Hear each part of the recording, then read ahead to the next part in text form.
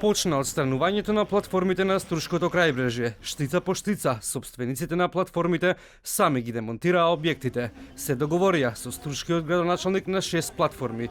Велат дека ова требало да се случи по туристичката сезона, но ќе ја почитуваат одлуката. Постапуваме по решението што го добивме во петокот. Не чекавме, ето сами стартовавме со отстранување на платформата, мада ова можеше да биде и после сезоната, меѓутоа така решија и ние така постапивме. Го омекнали зелената агенда надои првиот човек на Струга, градоначалникот Рамис Мерко, кој остро се спротивставуваше и на УНЕСКО и на владата дека дивоградби во Струга нема, сепак попушти. Вели се солидаризира со Охрид. Во негов стил Мерко против новинарите им порача сами да ги пронајдат дивоградбите. Ќе ги најдете вие. Ја велам дека ги нема. Ајде да кажи кај ги има, кај се. Слушај сега. Слушај сега пак ти. Ти викаш едно, јас знам друго. Значи, овде нема диви градби. Пак шпекулирате.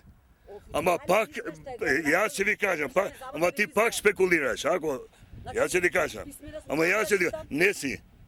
Затоа што сите тие диви градби се пред 2011.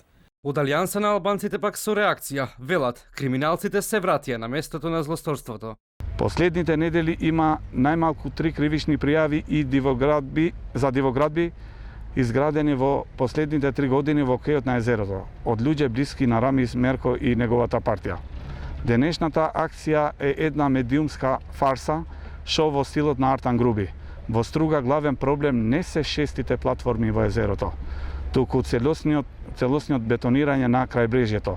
Првиот човек во ресорот животна средина, Насер Нуредини од редовите на ДУИ, која претходно даде зелено светло за законот за легализација на дивоградби, уверува дека во заштитените подрачја ќе се легализираат само дивоградби кои се дом на жители. Во контекст на дивоградбите, околу законот што се бара продолжување на рокот за плюс 5 години. Во таа насока беше прашањето со оние дивоградби кои што се веќе изградени и констатирани дека се дивоградби, дали со тој закон, не со овој новиот кој што е вратен на доработка, ќе се легализира? И со тоа не е така.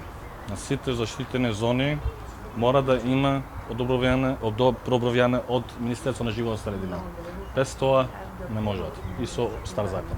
Додека се чека новото законско решение за легализација на дивоградбите како и обидот да се спаси Охридско-Струшкиот регион од губење на статусот под УНЕСКО. Спротивно на градоначалникот Рамис Мерко, ревизорскиот извештај за состојбата во Струга покажува дека Мерко овозможил изградба на нови објекти и доградби без одобрение за градење, со препорака да се спроведат барањата утврдени во планот за управување со светското природно и културно наследство на Охридскиот регион.